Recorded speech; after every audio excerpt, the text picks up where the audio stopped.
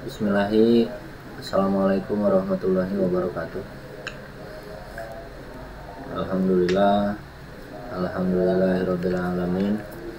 Wabihi nasta'inu ala umuri dunya waddin. Wassalatu wassalamu ala asrofil anbiya'i wal mursalin wa ala alihi wa sahbihi ajma'in.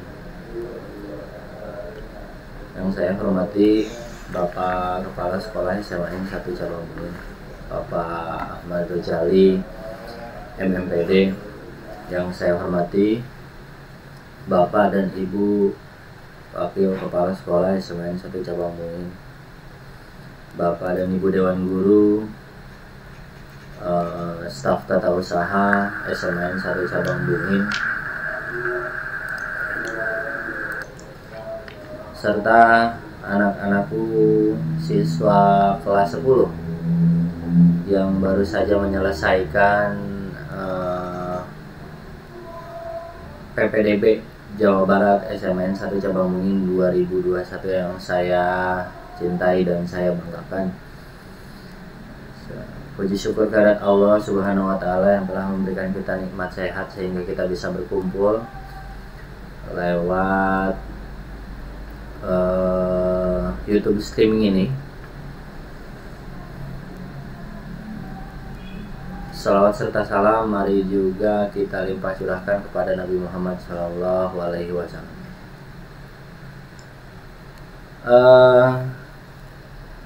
Untuk materi pertama di hari ini,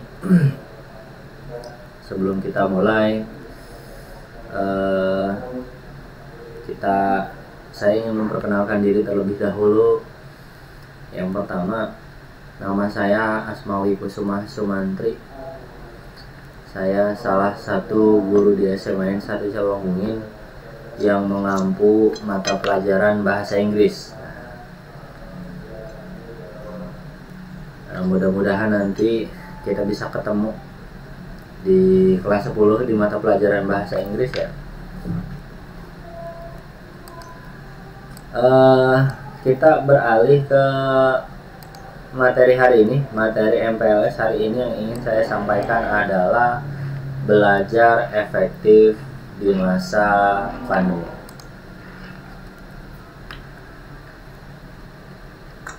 Saya bagi ke dalam dua aspek. Yang pertama ada belajar dan ada masa pandemi. Aspek pertama yaitu belajar. Apa sih pengertian belajar gitu? Kalian yang sekarang menginjak kelas 10 di setingkat SLTA, berarti kalian sudah belajar kurang lebih 9 tahun.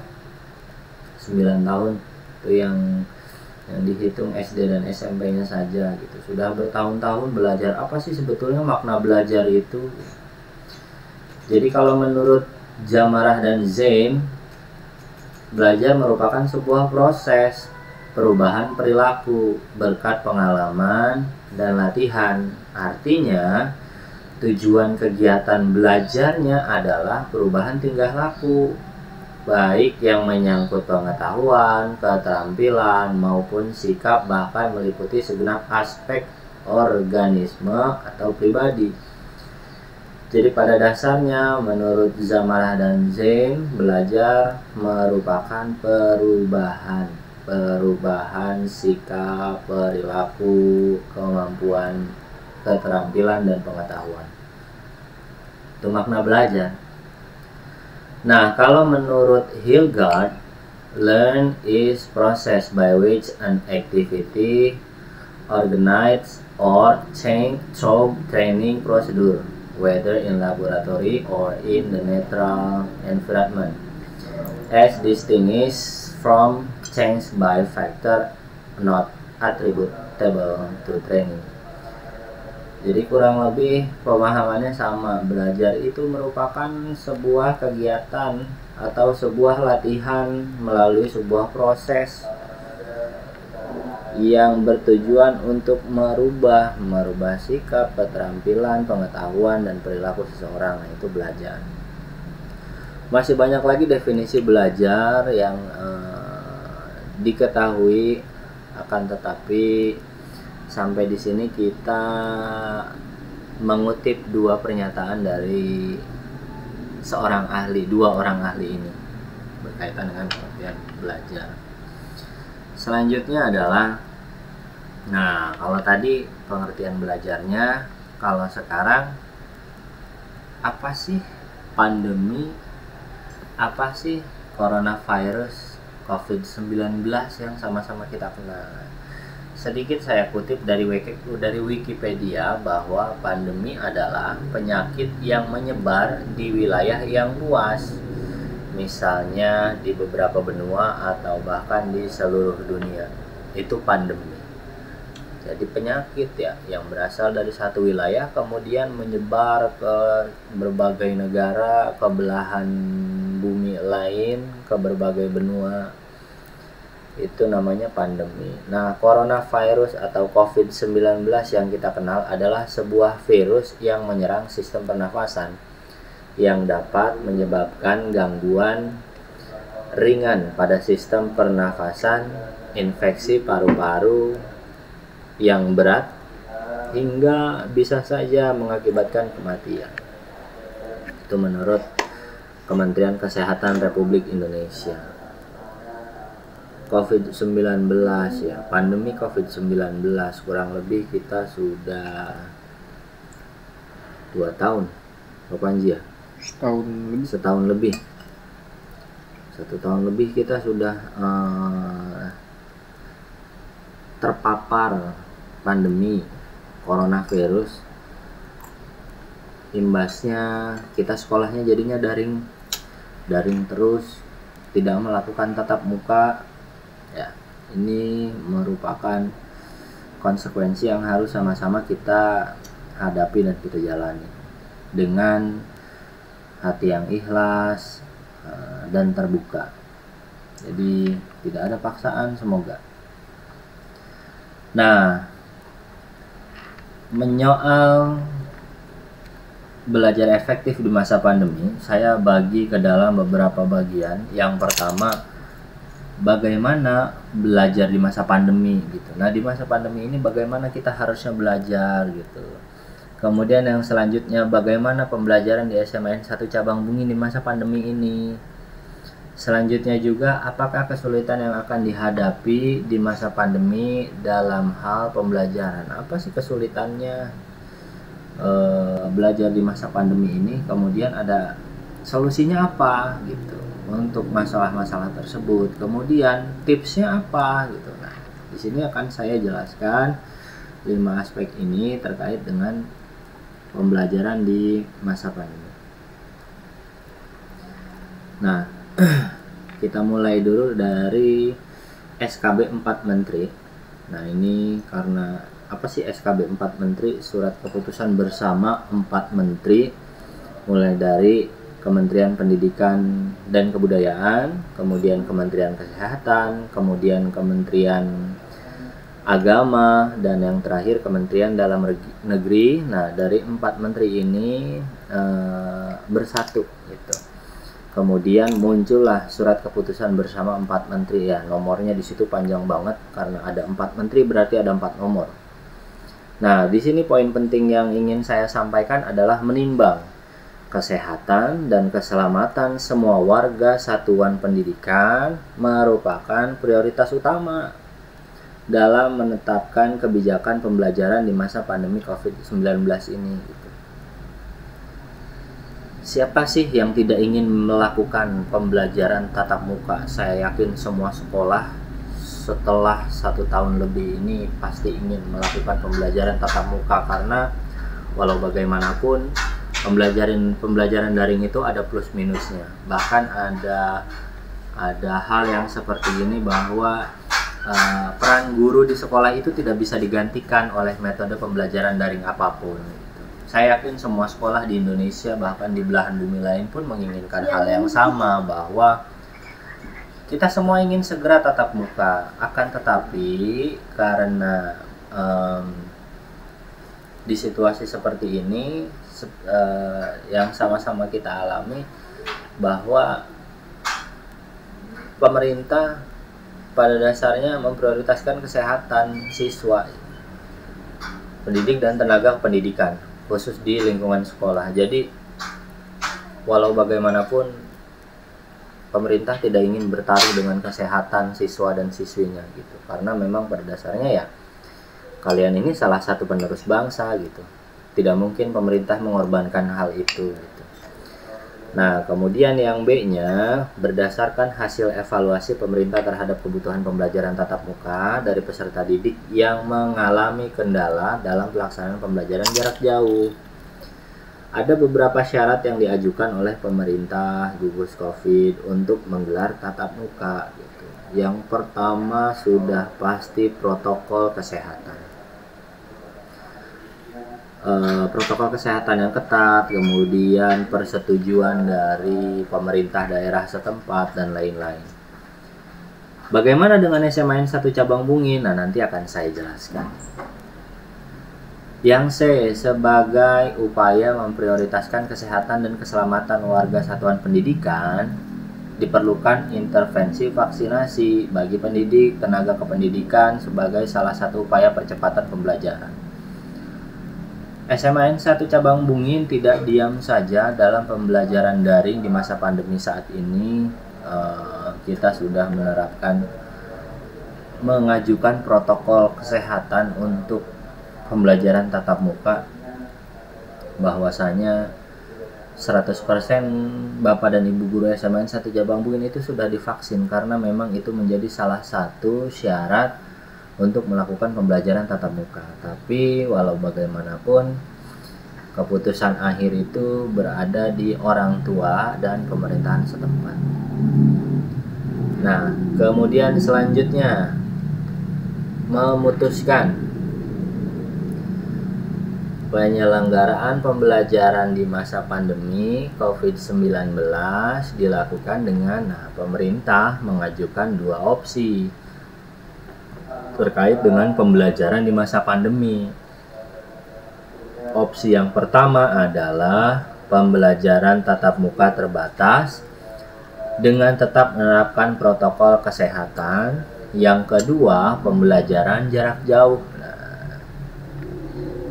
Jadi ada dua hal yang ditawarkan pemerintah kepada kita semua, khususnya sekolah.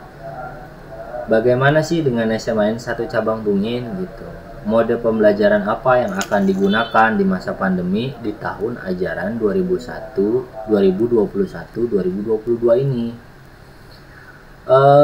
Pada dasarnya SMAN 1 Cabang Bungin di tahun ajaran yang lalu, tepatnya di bulan-bulan Juni, itu sudah menggelar uji coba tatap muka terbatas di sekolah dengan serangkaian protokol yang ketat, protokol kesehatan yang ketat, kemudian persyaratan-persyaratan administrasi yang harus dipenuhi. Salah satunya sekolah kita sudah memfasilitasi setiap ruang kelas itu ada tempat cuci tangan, karena itu memang menjadi salah satu syarat. Kemudian 2 minggu itu alhamdulillah berjalan lancar. Akan tetapi karena memang di tahun ajaran sekarang, khususnya di bulan Juli ini, perkembangan COVID-19 itu luar biasa. Bahkan kalau saya mungkin merasa kalau dulu cuma lihat di TV, tapi sekarang tetangga, keluarga sudah merasakan. Jadi ternyata memang berbahaya virus yang satu ini, dan kembali lagi ke kebijakan pemerintah bahwa pemerintah sekolah tidak mau bertaruh dengan kesehatan, keselamatan siswa dan siswi, Bapak dan Ibu guru, serta tenaga pendidik gitu. Apa sih yang akan dilakukan SMAN 1 Cabang Bungin untuk pembelajaran di tahun ajaran baru ini? Masih dalam tahap pembahasan ya, kita sama-sama berdoa semoga COVID-19 ini cepat berlalu. Bagi kalian yang keluarganya terjangkit, kasih support biar cepat-cepat sehat, biar bisa kembali berkumpul dengan keluarga tercinta. Jadi kalau menurut saya tetap sehat, tetap belajar gitu. Apapun nanti keputusan sekolah yang akan berkoordinasi dengan pemerintahan setempat bagaimana teknis pembelajaran di SMA 1 Cabang Bungin. Jadi mari sama-sama kita tunggu, mari sama-sama kita dukung. Semoga apapun yang akan nanti jadi pilihan itu merupakan pilihan yang tepat untuk kita semua. Amin. Selanjutnya, nah, di sini ada sedikit solusi pembelajaran efektif di masa pandemi SMA 1 Cabang Bungin. Untuk tahun pelajaran 2021-2022 SMA 1 Cabang Bungin kemungkinan itu bukan SMA 1 Cabang Bungin pernah melakukan pembelajaran BDR MDS selama 1 tahun ke belakang. Apa sih BDR dan MDS gitu? BDR MDS itu belajar dari rumah untuk siswa, mengajar dari sekolah untuk bapak dan ibu guru. Nah, kemudian ada juga BDR MDR, belajar dari rumah dan mengajar dari rumah. Jadi ada dua metode pembelajaran yang akan dilakukan SMA 1 Cabang Bungin, terutama di 1 tahun yang lalu, berkaca di tahun yang lalu bahwa pembelajaran yang kita lakukan adalah daring. Kemudian metode-metode pembelajaran yang digunakan adalah BDR MDS dan BDR MDR.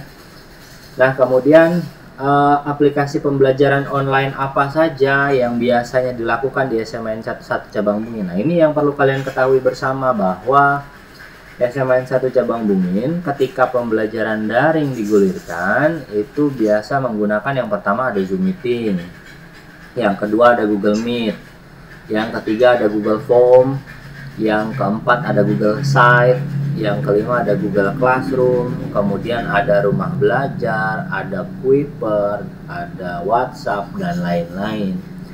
Masih banyak lagi aplikasi pembelajaran daring yang digunakan di SMA 1 Cabang Bungin, tapi mungkin ini salah satu aplikasi daring yang familiar, yang sering kita pergunakan.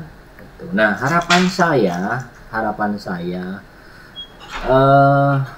saya bahwa kamu semua bisa dan paham mengoperasikan aplikasi pembelajaran online tersebut. Kamu harus bisa mengaplikasikan Zoom Meeting seperti apa, menggunakan Zoom Meeting seperti apa, kemudian Google Meet dan yang lainnya. Kamu harus bisa mengaplikasikan itu. Kemudian kalau saya tidak bisa Pak untuk menggunakan aplikasi-aplikasi tersebut, jangan khawatir gitu, karena nanti kita akan bimbing juga ya. Selanjutnya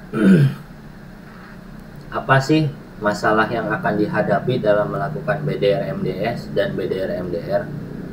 Nah, biasanya ketika pembelajaran online itu akan ada beberapa masalah yang muncul. Apa sih yang biasanya terjadi di SMA 1 Cabang Bungin ketika menggelar pembelajaran online? Yang pertama handphone, gadgetnya kamu. Yang kedua, jaringan internet. Tidak semua siswa-siswi SMA 1 Cabang Bungin di rumahnya itu terjangkau jaringan internet yang bagus. Tidak semua, ada juga kan kejadian bahwa di rumah saya nggak ada jaringan internet sama sekali. Nah, itu kan akan menjadi masalah ketika kita melakukan pembelajaran daring. Kemudian adaptasi jadwal mengajar, jadwal belajar, adaptasi jadwal belajar. Nah, nanti akan saya sampaikan. Kemudian pemahaman tentang aplikasi pembelajaran online yang akan digunakan. Nah, yang di slide sebelumnya sudah saya sampaikan bahwa harapan saya dan kita semua di sekolah bahwa kalian harus bisa menggunakan dengan baik aplikasi-aplikasi pembelajaran online tersebut. Karena memang aplikasi tersebut yang akan kita gunakan untuk pembelajaran online nanti. Nah, setelah masalah-masalah yang dihadapi, nah di sini saya juga punya solusi.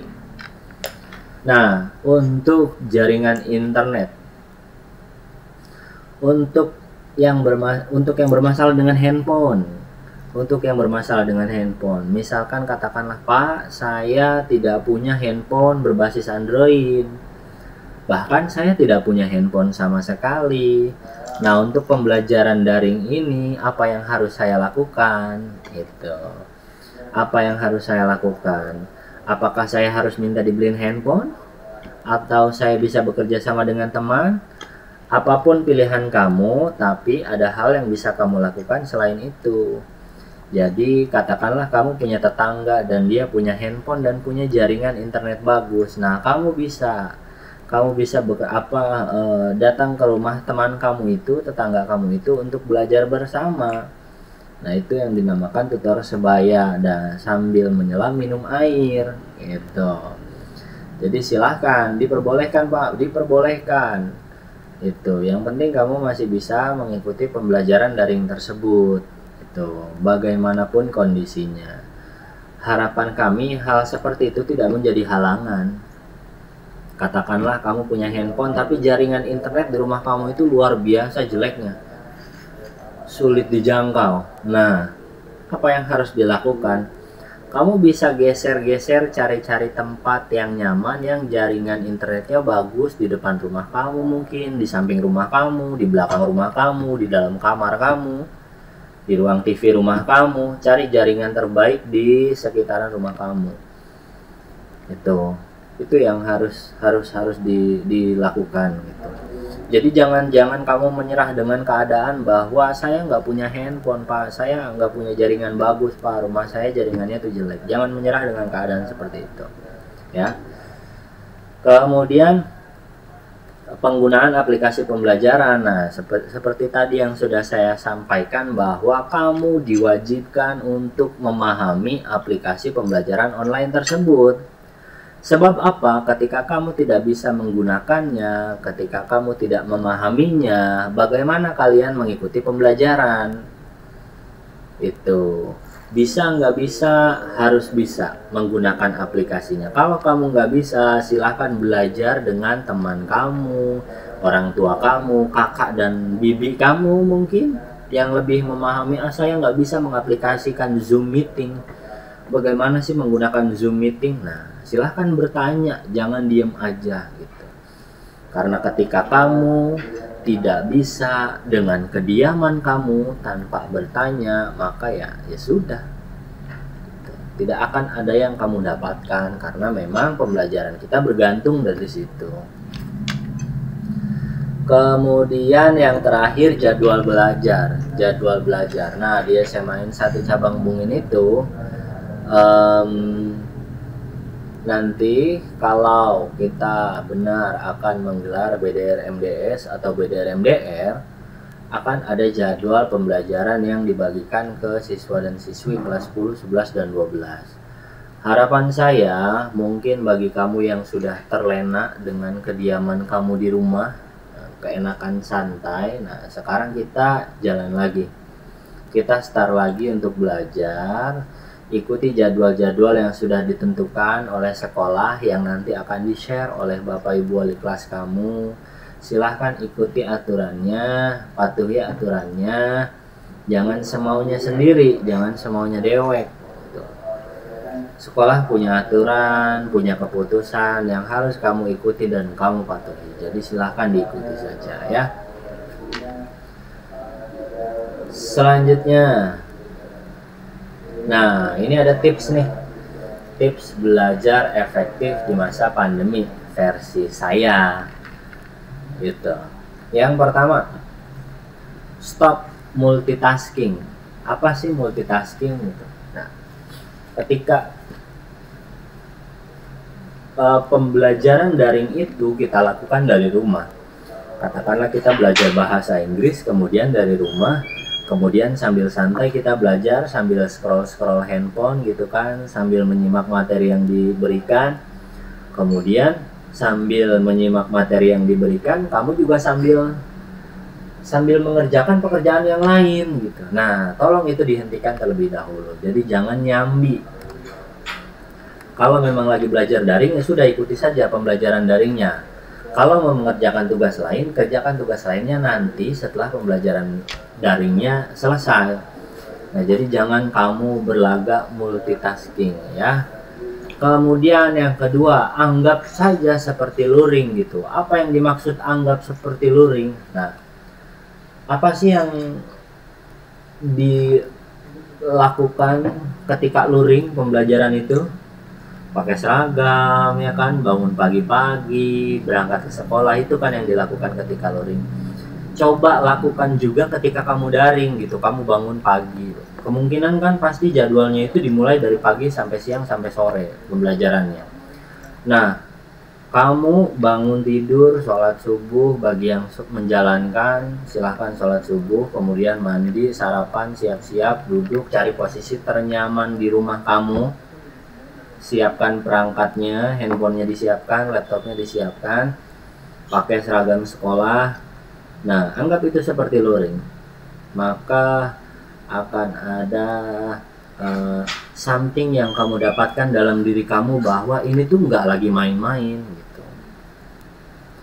Kemudian jaga kondisi. Jangan mentang-mentang kamu daring, kamu nggak berangkat ke sekolah, terus kamu tidak bisa jaga kondisi. Begadang, pergi pagi, pulang pagi, pergi main malam, pulang jam 6 pagi, kemudian jam 7 ada pembelajaran bahasa Inggris misalkan. Karena kamu ngantuk, jadinya kamu tidak mengikuti pembelajaran tersebut. Nah, itu kan hal seperti itu yang harus dijaga gitu. Jadi jangan diremehkan. Jaga kondisinya. Jangan sampai kamu sakit karena kamu begadang kemudian tidak mengikuti pembelajaran. Wah, rugi banget. Apalagi kalau saat itu lagi ulangan. Gitu, ya. Jaga kondisinya. Kemudian sesuai jadwal. Nah, jadi silakan ikuti jadwal yang nanti akan ditetapkan oleh sekolah gitu. Jadwalnya apa ya, silakan nanti diikuti saja gitu. Jangan semau saya gitu, tapi silakan ikuti aturan sekolah dengan jadwal yang sudah ditentukan. Ikuti itu dengan baik. Insya Allah kalau prosesnya baik, hasilnya juga tidak akan jauh-jauh dari kata baik gitu. Mudah-mudahan ikut baik. Nah, kemudian ruang belajar yang nyaman. Kenyamanan itu jadi salah satu poin penting saat pembelajaran pandemi seperti ini. Jangan kamu lakukan, kamu belajar daring tapi kamu sambil push up, kamu sambil kayang gitu. Kamu sambil roll depan, sambil belajar daring. Nah, itu nggak nyaman. Ambil posisi duduk yang nyaman, jangan tiduran, jangan berbaring. Ambil posisi duduk yang nyaman, senderan misalkan di tembok, kemudian sambil menyimak materi-materi yang disampaikan oleh Bapak dan Ibu guru. Ketika posisi kamu, duduk kamu, badan kamu sudah nyaman, maka akan mudah menerima materi yang disampaikan. Jadi kamu tidak gampang stres. Nah, terakhir, bersosialisasi. Jangan kamu ngoyo pembelajaran itu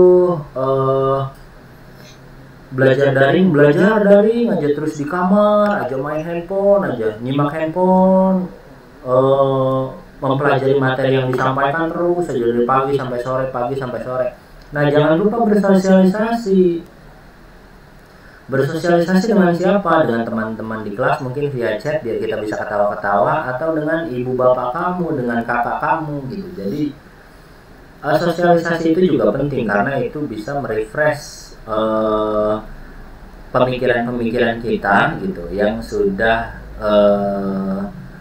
mulai penuh dengan pembelajarannya. Jadi sosialisasi itu yang akan jadi ice breaking kita nanti ketika kita sudah mulai stres gitu ya.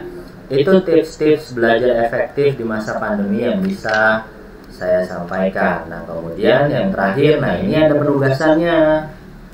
Nah, silahkan kamu penugasan belajar efektif di masa pandemi, silahkan klik atau tuliskan di mesin pencarian di handphone kalian https://tinurl.com/penugasan BEMP. Huruf besar kecilnya tolong diperhatikan.